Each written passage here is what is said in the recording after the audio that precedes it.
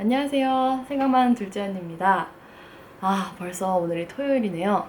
저는 프리랜서 생활을 하고 있어서 그렇게 요일 개념에 막 구애를 받는 사람은 아닌데, 근데 그럼에도 불구하고 이 토요일 오후라고 하는 시간이 주는 느낌은 진짜 좋아하거든요.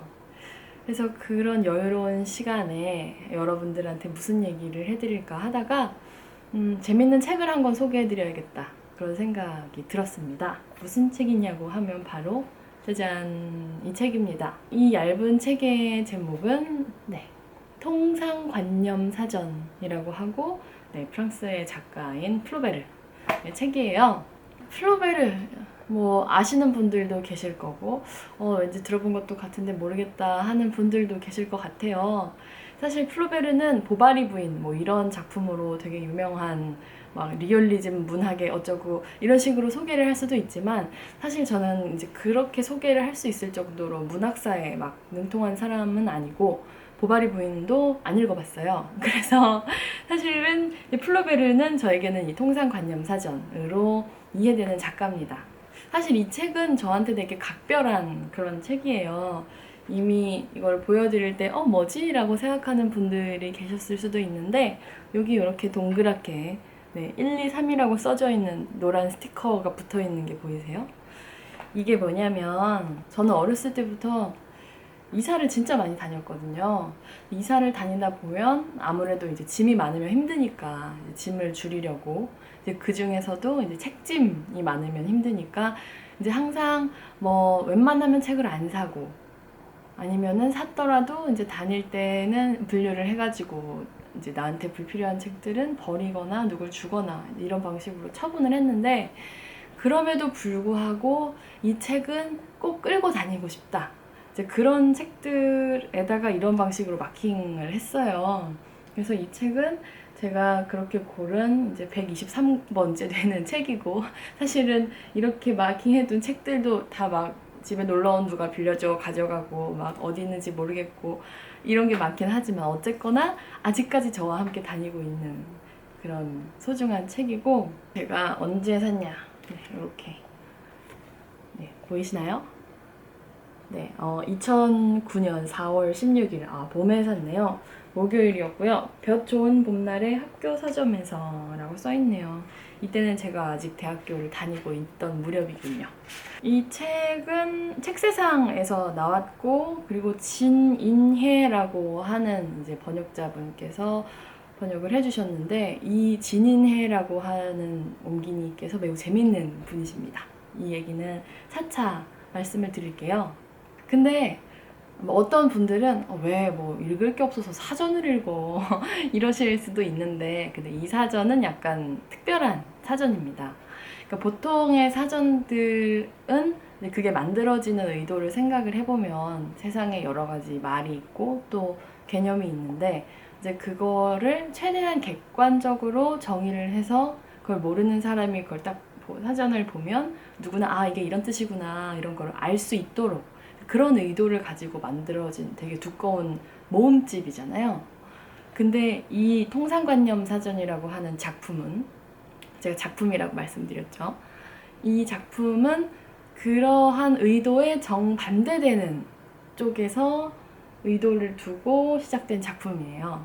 무슨 뜻이냐 하면, 사실 사전이라는 거는 어떤 뭐 현상이나 개념이나 단어를 객관적으로 서술할 수 있다 라는 가정을 가지고 작업을 하는 거잖아요. 근데 이 책 같은 경우는 읽다 보면 그런 게 어딨냐, 이 현실이라고 하는 것은 너무나 모호하고 주관적이다, 말하자면 그런 종류의 객관성은 불가능하다, 그거는 항상 실패로 끝난다, 이런 메시지를 주려고 노력을 많이 한 책인데, 말하자면 사실상 그렇게 객관적으로 무언가를 이야기하는 것은 불가능하다, 뭔가를 숨기고 있는 거다, 그런 얘기를 하는 거죠. 그래서 이 책에는 되게 블랙 유머가 넘쳐나요. 하지만 유머라고 하는 게 그런 시대적인 또 공간적인 맥락을 많이 타다 보니까 이해가 잘 안 되는 것들도 있는데, 이제 그럼에도 불구하고 꽤 웃겨요. 꽤 웃기고, 또 이 책의 좋은 점은 사전의 형식을 취하고 있기 때문에 이제 아무데나 펴서 읽을 수가 있다는 이제 그런 점이 있죠. 설명을 길게 하는 것보다 제가 재미있어 하는 부분들을 조금 표시를 해놨는데 이 부분들을 조금 읽으면서 소개를 해드릴게요. 각각의 단어들이 나올 때마다 여러분들도 그 단어를 어떻게 정의할 수 있을지를 여러분들 나름대로 한번 생각을 해보시면 좋을 것 같아요. 그럼 시작해 보겠습니다. 통상관념사전. 가설. 종종 위험하고 언제나 과감하다. 간계. 목표에 이르는 유일한 방법. 모든 것을 가능하게 한다. 감사. 표현될 필요가 없다. 계산서. 언제나 너무 비싸다. 고전 작품. 사람들이 다 아는 것으로 여겨진다. 이건 진짜 너무 공감돼요. 공장. 건강에 해롭고 위험한 이웃. 교양인. 더 이상 존재하지 않는다. 교황의 파문 선고. 무시할 것. 근거. 모든 소식은 근거가 없다. 글씨. 잘 쓴 글씨는 무엇에든 통한다. 해독할 수 없는 글씨는 학식의 표시다. 예, 의사의 처방전. 금욕주의. 불가능하다고 말할 것. 날씨. 대화의 영원한 주제. 질병의 보편적인 원인. 언제나 날씨에 대해 불평할 것. 이건 좀 웃겨요. 다윈. 우리가 원숭이의 후예라고 말하는 사람. 대학 입학 자격시험. 비난할 것. 대화. 정치와 종교는 대화에서 배제되어야 한다. 따귀 때리기. 절대로 하지 말 것. 막간. 언제나 너무 길다. 명령. 너의 이름으로 얼마나 많은 죄를 저지르는가. 명백한 사실. 그것이 눈을 피로하게 하지 않는다면 당신은 장님이다. 모기. 그 어떤 사나운 짐승보다도 더 위험하다. 바보들. 당신처럼 생각하지 않는 모든 사람들. 버섯. 시장에 나온 것만 먹을 것. 본능. 지능을 보충해준다. 봉건제. 그것에 대해서 어떤 뚜렷한 생각을 전혀 갖고 있지 않더라도 비난할 것. 비자금. 장관들이 사람들의 양심을 매수하는 데 사용하는 계산할 수 없는 금액. 소굴. 도둑들의 일상적인 주거지. 언제나 뱀으로 가득 차 있다. 소유권. 사회의 토대 중 하나. 종교보다 더 신성하다. 스파이. 모두 경찰이다. 시인. 몽상가와 멍청이의 동의어. 식당. 식당에서는 언제나 평상시에 집에서 먹지 않는 요리를 주문해야 한다. 난처할 때는 옆 사람들이 먹는 것과 똑같은 요리를 선택하면 된다. 십자군. 단지 베네치아의 상업에만 유익하다. 예산안. 절대로 균형을 이루지 못한다. 위. 모든 질병은 위에서 비롯된다. 음악가. 진정한 음악가의 특성은 어떤 음악도 작곡하지 않고 어떤 악기도 연주하지 않으며 대가들을 경멸하는 것이다. 의학. 건강할 때는 무시한다. 이기주의. 다른 사람들의 이기주의는 한탄하면서 자기 자신의 이기주의는 깨닫지 못한다. 일본. 일본에서는 모든 것이 도자기로 되어 있다. 저명인사. 사적인 결함을 환기시키면서 어쨌든 저명인사들을 비방할 것. 전쟁. 비난할 것. 젊음. 설사 이해하지 못하더라도 다음과 같은 이탈리아 시구를 언제나 인용해야 한다. 지오벤투 프리마벨라 델라 비타. 프리마벨라 지오벤투 델라노. 아, 젊음은 아름다운 것이다. 짐승. 아, 짐승들이 말을 할 수 있다면. 인간보다 더 똑똑한 짐승들도 있다. 집안일. 그것에 대해 언제나 존경심을 갖고 말할 것. 피라미드. 무익한 작품. 하품. 미안해요. 하지만 지루해서가 아니라 소화시키느라고 나온 거예요. 라고 말할 것. 환상. 환상을 많이 가지고 있었던 척 할 것. 사람들이 환상을 잃어버린 것에 대해 한탄할 것. 환자. 환자의 마음에 기운을 북돋아주기 위해서는 그의 감정에 대해 웃어넘기고 그의 고통을 부인할 것. 훈장. 레지용 도누르 훈장. 훈장을 조롱하지만 또한 탐낸다. 사람들은 훈장을 받게 되면 언제나 원하지 않았다고 말한다. 정도네요. 어떻게 들으셨는지 모르겠어요. 이 책세상 문고 세계 문학에 들어가는 책이라서 되게 어렵고 딱딱하고 혹은 막 웅장하고 이럴 줄 알았는데 이렇게 웃기는 양반의 이런 웃기는 작품도 들어가는구나. 물론 고상하기는 하지만 여전히. 그럼에도 불구하고 저에게는 굉장히 신선한 충격을 주는 작품이었습니다. 사실 이 책이 특별한 또 다른 점은 물론 플로베르 자체의 원고도 좋지만 이 플로베르를 번역한 진인혜라고 하는 옴기니께서 저자 인터뷰를 한 부분이 있는데요. 근데 좀 생각해보니까 말이 안 맞는 거예요. 이 플로베르는 1880년대에 죽었다는데 어떻게 이 인터뷰를 했지? 라고 생각을 했는데 아니나 다를까 이분이 되게 재밌는 분이셔가지고 이 인터뷰는 이제 어쩌고 저쩌고의 책과 이제 플로베르의 서간문, 편지를 주고받은 것들을 참조하여 옴기니가 가상으로 구성한 것이다 라고 해서 이 플로베르하고 플로베르 문학에 대해서 가상 인터뷰를 진행해서 수록을 하신 거예요. 너무 재밌죠. 그 중에서 사실 전 책을 막 이렇게 해석해야 된다 그런 얘기를 하는 걸 별로 좋아하진 않지만 그래도 재밌게 잘 써주신 힌트가 될 수 있는 부분이 있어서 요거는 좀 읽어드리려고 해요. 그래서 이건 우리 플로베르 씨께서 이 가상 인터뷰에서 하신 말이에요. 이 통상관념 사전은 어리석음의 단순한 발췌나 목록이 아니라 일상적인 단어의 기능을 바꾸는 일종의 코드 전환 작업에 의해서 산출된 것입니다. 그러니까 이제 우리 옴기니께서 이제 장단을 맞추시는 거죠. 제가 보기에는 바로 그런 점에 이 작품의 매력이 있는 것 같습니다. 가벼운 기교에 불과한 억지스러운 말장난을 늘어놓는 게 아니라 가만히 생각해보면 일면 머리를 끄덕일 수밖에 없는 그런 상황을 제시해 주니까요.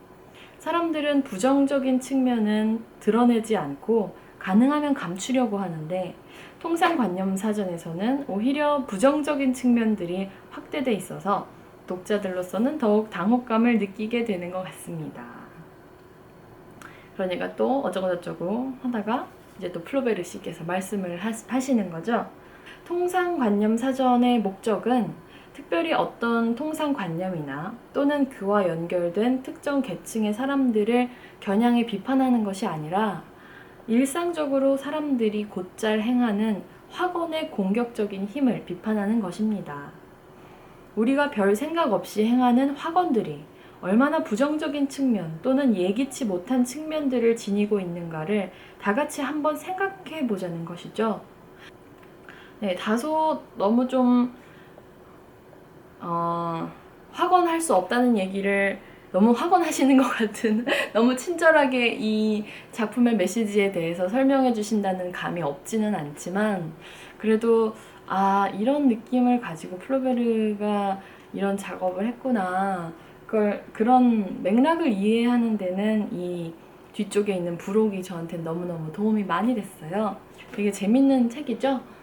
그래서 저는 이 책을 놓지 않고 이 책을 꼭 가지고 다니는 이유는 틈을 만들어주기 때문에 이걸 읽다 보면 뭔가 가볍게 막 웃기지는 않아요. 근데 가볍게 키득거리고 있다 보면 왠지 모르게 좀 겸손해지는 느낌?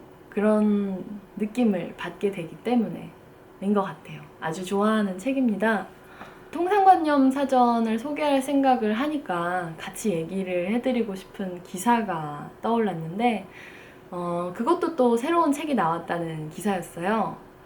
그 책 제목이 인간 인터넷인가 그런 제목이고 미국의 무슨 코네티컷 대학교의 철학과 교수를 하고 계신 분이 그 책을 쓰셨어요. 그분의 성함이 마이클 린치라고 하는 분인데 그 기사를 보면은 구글 노잉, 그러니까 구글 노잉, 말 그대로 구글 노잉이죠. 이제 구글에서 검색해서 아는 거를 이제 구글 노잉이라고 하는 거겠죠.